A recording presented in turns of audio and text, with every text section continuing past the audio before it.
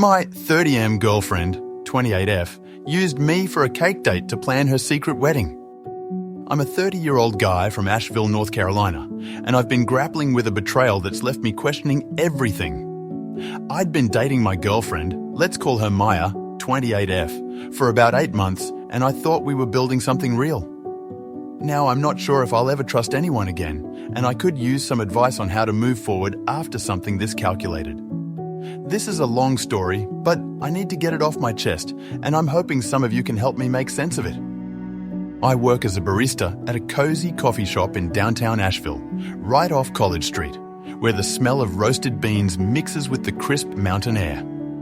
Asheville's a small city with a big personality. Think artsy vibes, craft breweries, and a tight-knit community that loves its local festivals.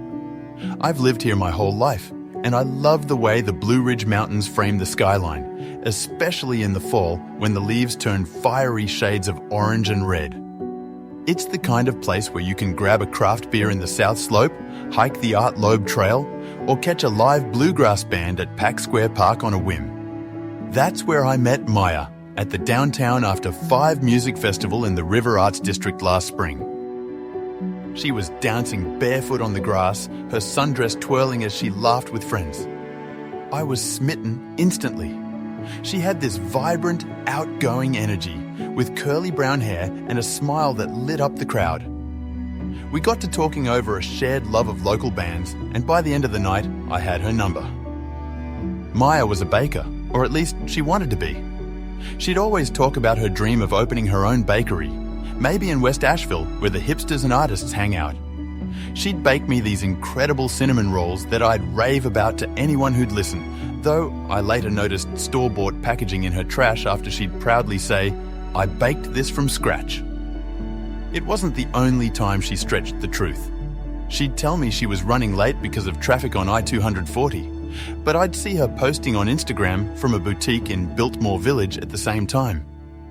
Or she'd say she was just hanging out with friends for the weekend, but never gave details, even when I'd ask, "Which friends? What'd you do?" She'd just smile and say, "Oh, you know, the usual," before changing the subject. I thought she was just private, but those were red flags I should have noticed. Maya was also cheap in a way that started to grate on me.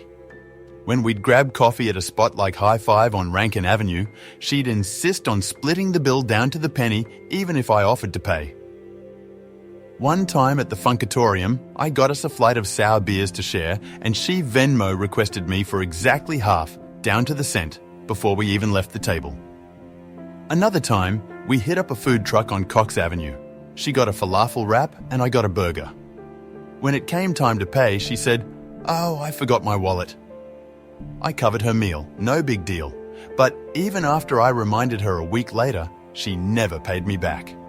She laughed it off, saying, "I'll get you next time." But next time never came. I ignored these quirks because I was falling for her. We'd spend weekends hiking the Blue Ridge Parkway, stopping at overlooks to watch the sunset, or grabbing dinner at the Grove Arcade, where we'd share a plate of tapas and talk about our dreams. She'd met my parents when they visited from Raleigh. They loved her biscuits, even if they were a bit too sweet for my dad's taste, and I'd even started looking at apartments in Montford for us to move into together. I thought we were on the same page. About a month ago, Maya called me while I was on a break at the coffee shop, steaming milk for a latte. She sounded excited, saying, "I'm feeling spontaneous. Let's go on a cake date." I thought it sounded cute, though I wasn't sure what was spontaneous about cake. Asheville's got a killer food scene. Bakeries here are next level with their artisanal pastries, so I figured she wanted to try a new spot. She told me she'd found a bakery in West Asheville known for their wedding cakes, but they also did tastings for other stuff. I said, "Sure, I love cake. Let's do it." She insisted on picking me up from work, saying, "I want to make it a real date." She pulled up in her beat-up Subaru, her hair tied back with a scrunchie, and we drove across town. On the way, she was giddy, giggling and saying, "Just play along, okay?" I thought she was being playful, maybe planning a little surprise, but I noticed how she bragged about not paying for the tasting. They do free samples for couples planning events, and I handled it, she said with a wink. I thought it was sweet she'd planned ahead, but looking back, it was another sign of her cheapness, always looking for a freebie. We pulled up to this charming bakery on Hayward Road, a little spot with a bright yellow storefront, flower boxes overflowing with pansies, and a sign that read, "Where sweet dreams come true." Inside, it was cozy. Wooden tables, vintage cake stands displaying macarons and cupcakes, and the warm smell of buttercream filled the air. A chalkboard menu listed flavors like lavender lemon and bourbon pecan, and I could hear the faint hum of a mixer in the back. Maya walked up to the counter and told the baker, "Hi, we're here for a tasting. We're getting married soon, and we want to pick a wedding cake." I froze. Married? We'd been together 8 months, and we'd never even talked about marriage. Sure, I'd thought about proposing someday. I'd even browsed rings at a jewelry shop on Wall Street a few weeks back, but we were nowhere near that stage. I stood there, my mind racing, as she gave me a look to just play along. Not wanting to make a scene in front of the baker, I nodded and forced a smile. The baker, a warm middle-aged woman with a thick Carolina accent, clapped her hands and said, "Oh, bless your hearts! Let's get y'all some samples to try." She had laugh lines around her eyes and wore a floral apron dusted with flour, her greying hair pulled into a messy bun. She led us to a small table by the window, decorated with a lace doily and a tiny vase of wildflowers, and brought out a tray of cake slices. Chocolate hazelnut, vanilla lavender, strawberry shortcake, bourbon pecan, and a few others. Maya was in heaven, her eyes lighting up as she took a bite of the vanilla lavender. "This one would be perfect for the top tier," she said, licking frosting off her fork. I barely tasted the cake, too confused to enjoy it, my mind stuck on her words. "We're getting married soon." The cake was incredible. Asheville bakeries don't mess around, but I couldn't focus. I noticed Maya asking the baker, "Can you throw in extra decorations for free? Do you have any leftover samples we could take home?" I thought she was being practical, maybe planning a future event for us, but it was another sign of her cheapness, always nickel and diming. After we finished, Maya told the baker, "We'll be back with our own design. Our budget's around $600, so we'll need to keep that in mind." She thanked her, grabbed my hand, and we left. As we walked to the car, I finally asked, "Hey, what was that about the whole we're getting married thing?" She laughed, a little too loudly, and said, "Oh, I was just messing around. They only do tastings if you're planning a wedding, so I had to say that to get the free samples. It's fine, right?" I was uneasy. Why would she lie like that, and why drag me into it without asking? But I let it go. The cake was free, and she seemed so happy. Looking back, that was another moment of dishonesty I should have caught. She didn't just stretch the truth, she outright lied and made me complicit without my consent. Over the next few days, I couldn't shake the feeling something was off. Why was she so specific about the budget and cake design? If it was just a joke, why did she seem so invested in the flavors, talking about top tiers like she'd already planned the whole wedding? Then Maya started acting distant. She'd dodge my calls, giving flimsy excuses when I asked to see her. "I'm helping a friend with something," she'd say, or "I've got a baking gig." I tried to brush it off, but I couldn't ignore her social media posts. She was sharing pictures of wedding dresses, lace, off-the-shoulder styles, venues in the Blue Ridge Mountains with misty overlooks, and even a sketch of a tiered cake with flowers cascading down the side, captioned, "Counting down the days." I commented on one, trying to play it cool. "Looks like a dream wedding. Am I invited?" She liked it, but didn't reply, which stung. More red flags piled up. She'd always dodge questions about her plans. A few weeks back, I'd asked, "Where do you see yourself in 5 years?" She'd said, "Oh, just baking and stuff." Then quickly asked about my day. When I'd ask about her weekend, she'd be vague. "I'm hanging out with friends," she'd say, but never gave details, even when I pressed, "Which friends?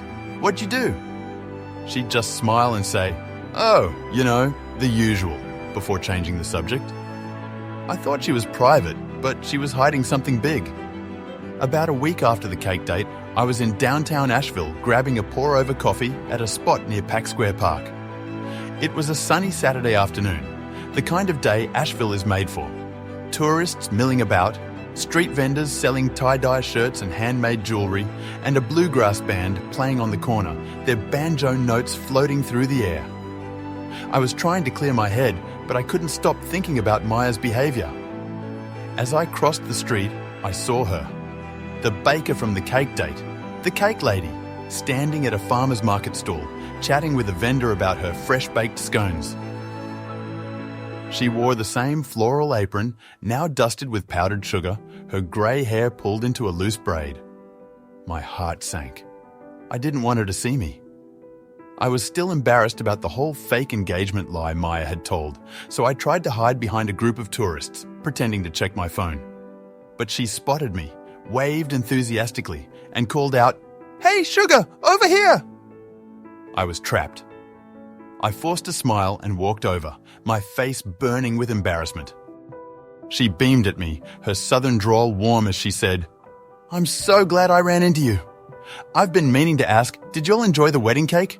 I put so much love into that vanilla lavender one, and I was hoping it turned out just right for your big day."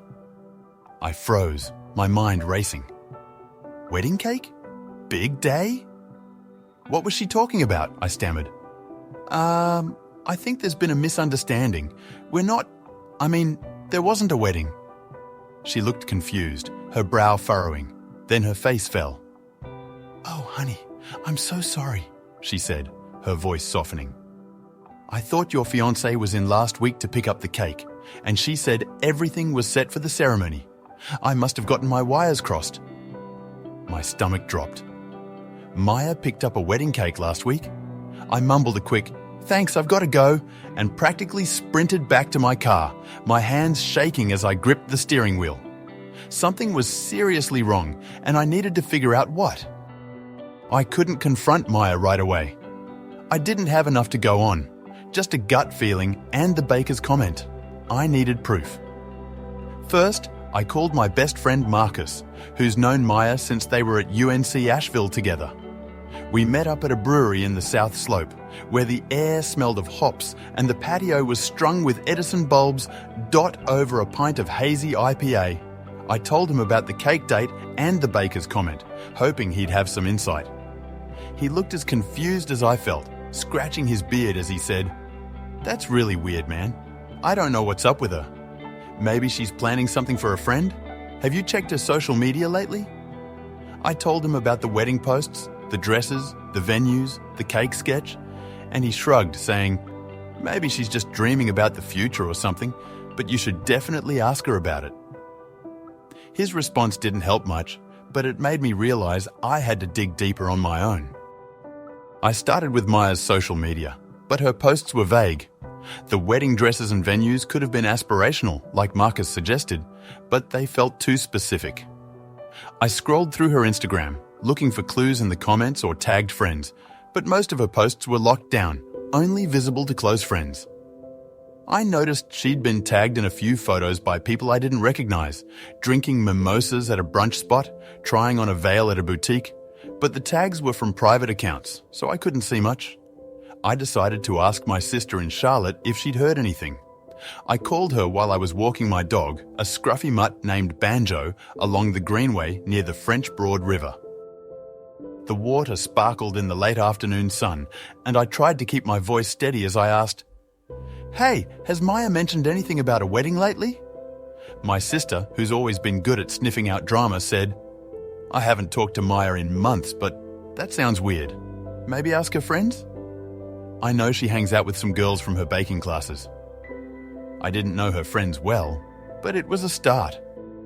Over the next week, I kept digging, though it felt like I was grasping at straws.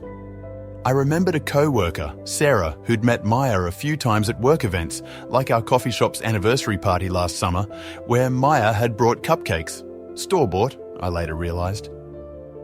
I texted Sarah while I was on a break, wiping down the espresso machine as the smell of coffee grounds filled the air. "Hey, has Maya ever mentioned anything about a wedding to you?" I asked. Sarah replied a few hours later saying, "Not directly, but she was talking about a venue in the mountains a while back. I thought she meant for you two. Sorry, I don't know more." That wasn't much, but it fueled my suspicion. A venue in the mountains? That matched her social media posts. I needed more. I decided to ask around at places Maya frequented. I knew she often hung out at a bar in the South Slope, a trendy spot with exposed brick walls and a chalkboard menu of craft cocktails. I met up with a bartender there, Jake, who I'd chatted with a few times when I'd joined Maya for drinks. It was a Thursday night, the bar buzzing with locals, sipping old fashions and laughing over plates of truffle fries. I slid onto a bar stool, ordered a ginger ale to steady my nerves and asked, "Hey, has Maya mentioned anything about a wedding recently?" Jake wiped down the counter, thinking for a moment, then said, "Now that you mention it, I overheard her talking to some guy about a ceremony a few weeks ago. I didn't catch much, but she seemed excited. I figured it was with you." My heart sank. "A guy?" I asked. "What did he look like?" Jake shrugged, saying, "Tall, dark hair, maybe in his 30s. They were in the corner booth looking at a laptop. Sorry, that's all I've got." I thanked him, left a tip, and walked out into the cool night air, my mind racing. Who was this guy? Was this? I kept asking around, feeling like a detective in a bad movie. At the coffee shop, I casually brought up Maya to some regulars who knew her from when she'd visit me during my shifts. One regular, an older guy named Tom, who always sat at the counter with a crossword puzzle, said, "I saw her with a tall guy at the Grove Park Inn a month ago. They were in the lobby, looking at wedding brochures. I thought it was odd since you weren't there." I felt sick but thanked him, my hands trembling as I poured his refill. The Grove Park Inn, a fancy resort with sunset views over the mountains, was exactly the kind of place Maya had been posting about. I asked another regular, a woman named Claire who ran a yoga studio nearby, if she'd seen Maya lately. Claire said, "I saw her at the Saturday market a couple of weeks ago, buying flowers with some guy. She seemed really happy. Sorry, I don't know more." Flowers? That could have been for anything, but it added to my growing unease. It took another week of digging before I got the full picture. I ran into a friend of a friend, Emily, at an art gallery event in the River Arts District. A first Friday opening with local artists showcasing their work, the smell of paint and wine in the air. Emily and I had mutual friends, and I knew she'd hung out with Maya at a few baking workshops. I was sipping a plastic cup of Chardonnay, trying to distract myself with a watercolour of the French Broad River when I saw her across the room. I worked up the courage and walked over saying, "Hey Emily, can I ask you something? Have you heard anything about Maya's recent plans, like a wedding?" She hesitated, her eyes darting to the side, then sighed and said, "I wasn't supposed to say anything, but Maya got married last weekend. To some guy named Ethan. They had a ceremony in the Blue Ridge Mountains." My heart stopped. I pressed her, saying, "What do you mean? She's been with me for 8 months." Emily looked uncomfortable but continued, "She's been engaged to him for over a year. I think she was trying to keep it quiet because of you. I'm so sorry, I thought you knew." She showed me a photo on her phone. Maya in a white dress, standing next to a tall guy with dark hair, fairy lights twinkling in the background, a vanilla lavender cake on a table nearby. It all clicked. Maya had been engaged to Ethan for over a year, our entire 8-month relationship. The cake date was for her real wedding. She used me to get a free tasting, not wanting the baker to know she was cheating on her fiancé. She told her friends not to post anything online to keep me in the dark. I was either her side piece or she was cheating on Ethan with me. I still don't know which. I was devastated. I thought we had something real. She'd met my parents. They loved her biscuits, even if they were a bit too sweet, and I'd been looking at apartments for us. Now I realized I was just a prop in her double life. I confronted Maya the next day. I drove to her place in East Asheville, a small apartment off Merriman Avenue with a sagging porch and a faded welcome mat. My hands shook as I knocked on her door. When she opened it, she looked annoyed, like I was interrupting her. I didn't hold back. "I ran into the baker from the cake date," I said. "She asked if we enjoyed the wedding cake. Then I heard from Emily. You got married last weekend to some guy named Ethan. What the hell, Maya? Her face went pale, and she tried to play it off, saying, That's ridiculous. You must have misunderstood. But I wasn't having it. I told her everything I'd learned. The venue, the wedding, her engagement, the photos. She broke down, tears streaming down her face, and admitted, I've been engaged to Ethan for over a year, but I fell in love with you and didn't know how to end things with either of you.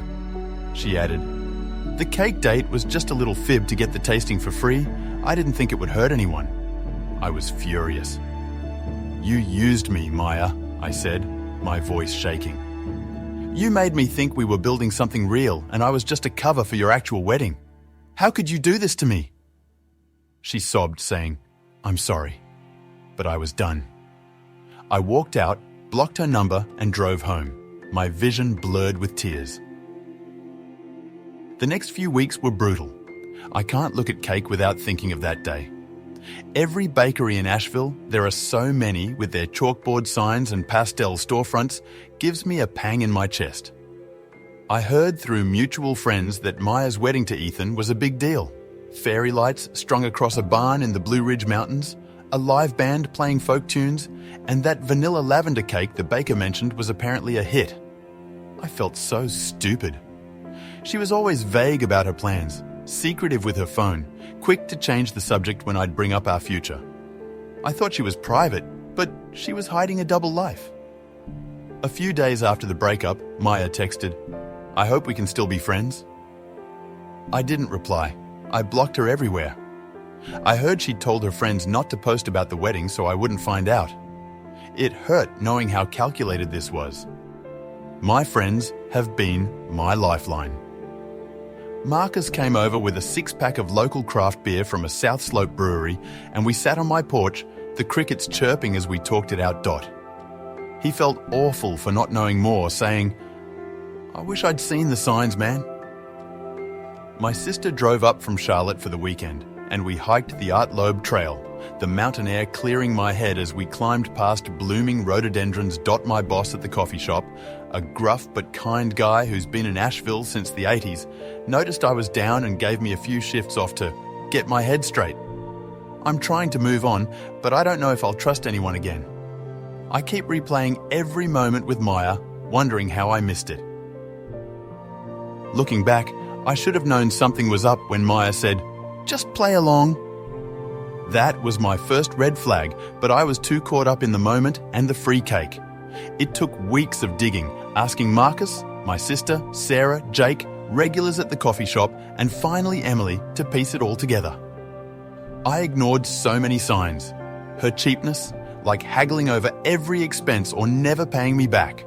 Her dishonesty, like lying about where she was or what she baked. Those were clues to who she really was, but I didn't see it until it was too late. I'm taking a break from dating, focusing on my art, sketching at Biltmore Estate on weekends, capturing the rolling hills and historic architecture in charcoal, and taking a pottery class in the River Arts District, where I'm learning to throw mugs on the wheel. It's helping me heal, but I still have moments of doubt. I wonder if Ethan knows the truth about what Maya did. Part of me wants to tell him, but I don't even know where to start. And honestly, I just want to move on. Has anyone been through something like this? How do you rebuild trust after a betrayal this calculated? I'd really appreciate any advice. Man, I totally get why you're gutted. Maya pulling that cake tasting for her secret wedding with Ethan is straight up devious. I'm from Arden, just south of Asheville, and I've seen some messy relationships. But this one's wild. That whole play-along bit at the bakery while she's planning her big day with another dude? Brutal. I'd be hitting the Blue Ridge Parkway every weekend to clear my head. Like you're doing. Your sketching and pottery are a solid way to heal, and Asheville's got a tight community from South Slope breweries to River Arts District galleries. If it were me, I'd be tempted to find Ethan and tell him the truth, just to set things right. But I respect you wanting to move on. Don't let Maya's lies make you doubt everyone. There's plenty of real folks out there who'd vibe with you. Keep at it, bro. You're stronger than her games. Maya's a cheapskate and a liar. Splitting bills to the cent, faking biscuits, then a hidden wedding. You're better off. Hit Pack Square for Bluegrass.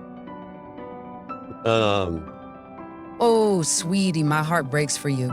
Maya's cake date lie while planning her wedding with Ethan is just cruel. Keep throwing mugs in pottery class. Asheville's artsy vibe will heal you. Yo, Maya's cake scam is insane. Using you for her real wedding with Ethan, I'd be livid, not sketching. Tell Ethan she's shady. Keep hiking art lobe, man. And bro, my betrayal is cold. Cake tasting for her secret wedding? That's low. I'd slide into Ethan's DMs and spill it. Your pottery's a good outlet. Stay strong. Maya's got some nerve, man. Dragging you to a cake tasting for her wedding with Ethan? Shady as hell. Block her for good. Keep sketching at Biltmore. Asheville's got honest folks. Girl, I'm so sorry. Maya's deceit with that cake date for Ethan's wedding is unforgivable. Your hikes on the Blue Ridge Parkway are perfect for clearing your mind. Don't let her ruin Asheville's charm for you. Lean into your art. It'll ground you. Maya's a straight-up con artist. That play along at the bakery was a red flag. You dodged the bullet, bro. Focus on your pottery. But I tell Ethan the truth. He deserves to know she's two-timing. Wow, Maya's scheme is unreal, man. Using you for free cake while engaged to Ethan? That's next level. I'd be too mad to draw. Props for staying chill. Pottery's cool. Keep it up. Bro, you're better off without Maya. Her cheapness, splitting every coffee, dodging payback was a clue. Then a whole secret wedding. Grab a beer at the Funkatorium, find the real one. Damn, Maya's a piece of work, huh? Cake date for her hidden wedding with Ethan is diabolical. I'd be raging, not hiking. I'm from Weaverville, and trust me, she'll trip up an Asheville small scene. Tell Ethan what's up. You're handling it like a champ. Hun? Maya's lie about that cake tasting for her wedding with Ethan is pure evil. Your pottery and sketches are your strength. Asheville's got your back with its artsy soul. Don't let her dim your trust. Yo, Maya's betrayal is straight up wild, man. Cake tasting for her wedding with Ethan while playing you? That's cold. I'm from Black Mountain, seeing some stuff, but she's on another level. I'd be fuming, not chilling with Biltmore sketches. Gotta say, I'd track Ethan down and lay out the truth. Betty's clueless. Your pottery class is a solid vibe. Keep finding peace there. Plenty of good folks in Asheville. Maya's double life is something else. Free cake for her secret wedding, brutal move. I'd DM Ethan, let him know she's a cheater. Your art's keeping you grounded. Respect for that. Man, Maya pulling that cake date for her wedding with Ethan is a gut punch. I'd be out on the Art Lobe Trail burning off steam too. Your sketching and pottery are a great way to cope, and Asheville's got a solid community to lean on. From South Slope to Pack Square, don't let her kill your trust, bro. Not everyone's pulling scams like that. That cake date was Maya's master plan, huh? Using you while engaged to Ethan. Ice cold. I'd be too pissed to hit the River Arts District. Props for keeping it together. I'd find Ethan and tell him she's shady. You're doing right with your art, man. Asheville's got real people. Maya Ship Vibes was screaming trouble.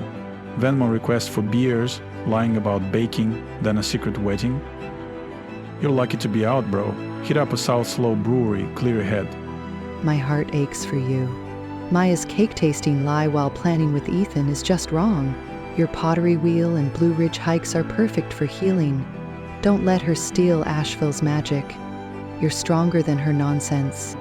Yo, man, Maya scam's nuts. Dragging you to a cake tasting for her real wedding with Ethan? That's a low blow. I'd be too mad to sketch. Respect for staying calm. I'm from Sonanoa, just east of Asheville, and word travels fast here. She'll get hers. If it were me, I'd slide into Ethan's inbox and spill the beans. He's probably in the dark. Your pottery and hikes are a solid way to move on. Keep at it. Maya's a liar, plain and simple. That bakery play-along was sketchy from the beginning. You're better off without her. Keep throwing clay. Focus on you. Life gets better. Damn, bro, Maya's cake date stunt for her wedding with Ethan is unreal. I'd be hiking the Blue Ridge to cool off too. Your art's a lifeline, keep it up, but I'd tell Ethan she's a cheater. He needs to know what he's dealing with. Maya's a total snake.